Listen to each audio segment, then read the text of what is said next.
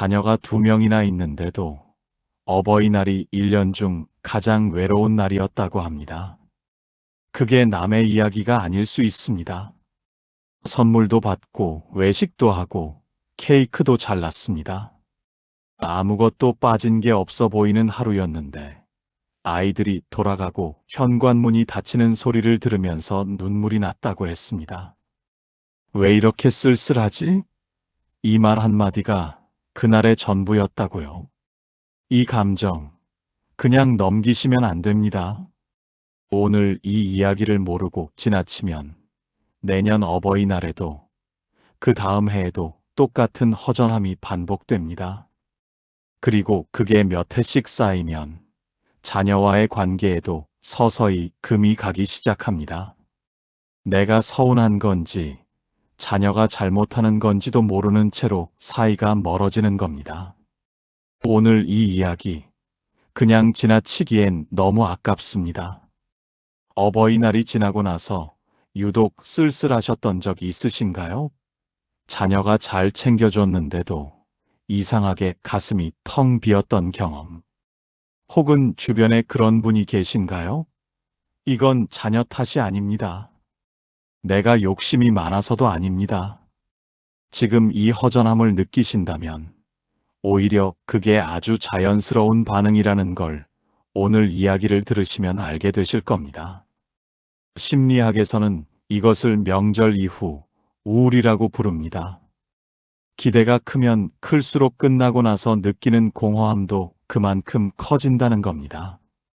그 감정이 잘못된 게 아닙니다. 저도 그리고 지금 이 영상을 보고 계신 많은 분들이 같은 감정 안에 계십니다. 오늘 그 이유와 해결 방법을 함께 이야기해 보겠습니다. 비슷한 고민을 가진 분들과 이 이야기를 나누고 싶어서 이 영상을 만들었습니다. 오늘 끝까지 함께 해주시고 도움이 되셨다면 이 채널에 계속 함께 해주시면 고맙겠습니다. 자, 그럼 본론으로 들어가겠습니다. 먼저 솔직하게 질문 하나 드릴게요. 지난 어버이날 기대하셨던 만큼 마음이 채워지셨나요? 1년에 한 번 있는 날이다 보니 우리는 자기도 모르게 그날의 많은 것을 기대하게 됩니다. 자녀가 와줬으면, 같이 밥을 먹었으면, 오래 앉아서 이야기를 나눴으면 하는 마음들이 이날 하루로 몽땅 몰립니다. 그런데 어버이날이 문제가 아닙니다. 1년치 그리움을 단 하루에 담으려 했던 구조 자체가 문제인 겁니다. 생각해 보시면 금방 아실 겁니다. 평소에 자녀와 자주 연락을 주고받고 가끔 얼굴도 보고 소소하게 안부를 나누는 분들은 어버이날이 끝나도 그렇게 크게 허전하지 않습니다. 반면 그날 하루가 사실상 1년 중 유일한 연결의 날이었던 분들은 현관문이 닫히는 순간부터 공허함이 밀려옵니다. 이 차이가 오늘 이야기의 출발점입니다. 좀 더 넓게 바라볼게요. 통계청이 발표한 2025년 고령자 통계에 따르면 66세 이상 노인의 소득 빈곤율이 39.7%입니다. 10분 중 거의 4분이 경제적으로 어려운 상황이라는 뜻입니다. 보건복지부 노인 실태 조사에 따르면 65세 이상 어르신의 11%가 우울 증상을 경험하고 있고 2026년 기준으로 혼자 사시는 독거노인 가구는 약 247만 5천 가구에 달합니다. 어버이날이 오히려 가장 외로운 날이 되는 분들이 그만큼 많다는 뜻입니다. 이 숫자들을 보면서 어떤 생각이 드세요? 보통 이런 통계는 우리가 얼마나 힘든 처지에 있는가를 보여주는 자료로 쓰입니다. 그런데 저는 오늘 조금 다르게 읽고 싶습니다. 이 숫자들은 우리 어르신들이 얼마나 오랫동안 구조적으로 고립될 수밖에 없는 환경 속에서 버텨오셨는가를 보여주는 증거라고 생각합니다. 우리가 약해서가 아닙니다. 혼자 견뎌야 하는 상황이 너무 오래, 너무 많이 쌓인 겁니다. 그러니 허전한 게 당연합니다. 부끄러운 게 아닙니다. 그리고 바로 거기서부터 우리가 달라질 수 있습니다. 오늘 제가 드리고 싶은 핵심 이야기가 있습니다. 바로 감정 자립력입니다. 어려운 말 같지만 아주 쉽게 풀면 이렇습니다. 자녀가 연락을 해줘야 기분이 좋아지는 게 아니라 자녀가 연락을 안 해도 내 하루에 온기가 있는 상태. 이게 감정 자립력입니다. 잠깐 오해하실까봐 먼저 말씀드립니다. 자녀한테 연락하지 말라는 게 절대 아닙니다. 자녀 사랑이 식어야 한다는 뜻도 아닙니다. 다만 내 감정의 온도가 오롯이 자녀의 연락 여부에만 달려 있다면 그건 조금 위험할 수 있다는 겁니다. 왜냐고요? 자녀들도 각자의 삶이 있습니다. 직장일, 아이 키우는 일, 경제적 부담. 자녀들이라고 다 여유로운 게 아닙니다. 그 자녀들이 바빠서 연락을 자주 못한다고, 어버이날에 짧게 다녀갔다고, 그게 곧 나를 사랑하지 않는다는 증거가 되어버리면 우리 마음은 너무 자주, 너무 깊이 다치게 됩니다. 자녀도 힘들고, 부모도 힘들고, 서로가 서로를 아프게 하는 상황이 반복되는 거죠. 그래서 감정 자립력이 필요한 겁니다. 그렇다면 감정 자립력이 높은 분들은 어떤 공통점이 있을까요? 크게 세 가지입니다. 첫째, 어버이날 말고도 기다리는 날이 따로 있습니다. 매주 화요일에 가는 경로당 체조 모임, 한 달에 한 번 만나는 오랜 친구, 동네 산책 모임. 달력에 이름이 붙어 있는 날이 있는 분들은 어버이날이 지나도 다음을 기다릴 수 있습니다. 허전함이 그 자리를 오래 차지하지 못합니다. 둘째, 자녀 외에도 이야기를 꺼낼 수 있는 사람이 있습니다. 오늘 기분이 좀 안 좋다. 무릎이 아프다. 이런 말을 자녀한테만 할 수 있다면 자녀가 바빠서 전화를 못 받는 날엔 그 말이 갈 곳이 없어집니다. 이웃이든 오랜 친구든 복지관 선생님이든 내 이야기를 들어줄 수 있는 사람이 한 명 더 있다면 하루가 많이 달라집니다. 셋째, 기대를 말로 표현하는데 익숙합니다.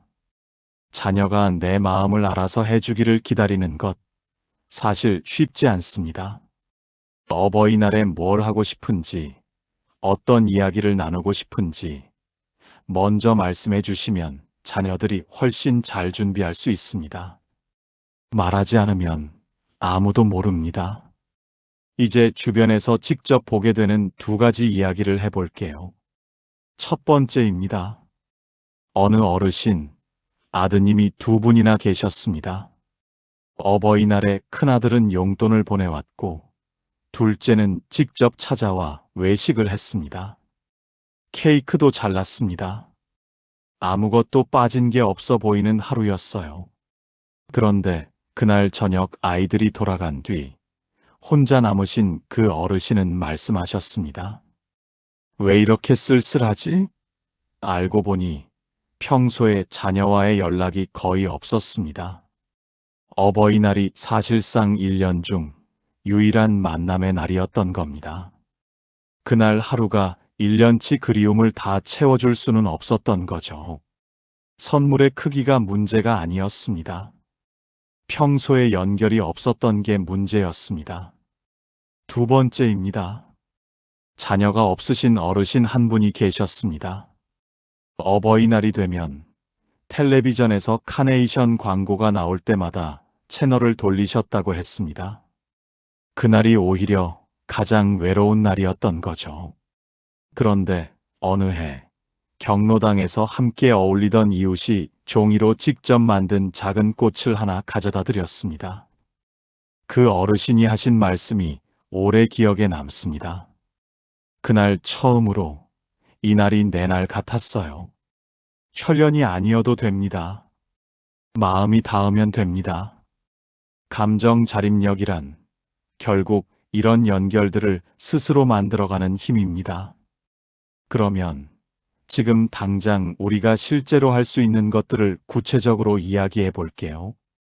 어렵지 않습니다. 첫 번째입니다. 이번 주 안에 정기적으로 만날 한 사람을 정해 보세요. 꼭 거창한 모임이 아니어도 됩니다. 같은 아파트에 사는 이웃이어도 좋고, 오래 연락을 못했던 친구여도 좋습니다. 일주일에 한 번, 정해진 시간에 만나는 사람 한 명. 그것만으로도 달력의 색깔이 달라집니다. 어버이날만 기다리던 달력이 기다릴 날이 여러 개인 달력으로 바뀌는 겁니다. 두 번째입니다. 자녀에게 원하는 것을 구체적으로 말씀해 보세요. 그냥 와라, 밥이나 먹어라가 아니라 같이 천천히 산책하고 싶다. 요즘 건강 이야기 나누고 싶다. 이렇게 먼저 말씀해 주시면 자녀들이 훨씬 잘 준비할 수 있습니다. 자녀들은 부모님이 괜찮다고 하시면 진짜 괜찮은 줄 압니다. 말하지 않으면 아무도 모릅니다. 세 번째입니다. 어버이날 다음 날, 내가 먼저 자녀에게 전화해 보세요. 기다리지 말고요. 어제 고마웠다. 잘 들어갔어? 이 한마디가 자녀한테는 생각보다 훨씬 큰 감동으로 남습니다. 그리고 그 전화 한 통이 다음번 연락의 물꼬를 터줍니다. 관계는 먼저 다가가는 쪽이 더 많이 얻게 됩니다. 네 번째입니다. 가까운 복지관이나 경로당에 전화 한 통 해보세요. 건강검진부터 문화활동, 심리상담까지 생각보다 훨씬 많은 프로그램이 준비되어 있습니다. 국민건강보험공단 고객센터에 문의하시면 노인 맞춤 돌봄 서비스나 장기요양 등급 신청도 안내받으실 수 있습니다. 혼자 집에만 계시지 마시고 이 기회에 한 발짝 나가보시기 바랍니다. 혼자 있는 시간이 길어질수록 우울감이 깊어진다는 건 수많은 연구에서 일관되게 나온 결과입니다. 반대로 사람을 정기적으로 만나는 분들은 우울 증상이 눈에 띄게 낮습니다. 이 네 가지 한꺼번에 다 하시려고 부담 가지지 않으셔도 됩니다.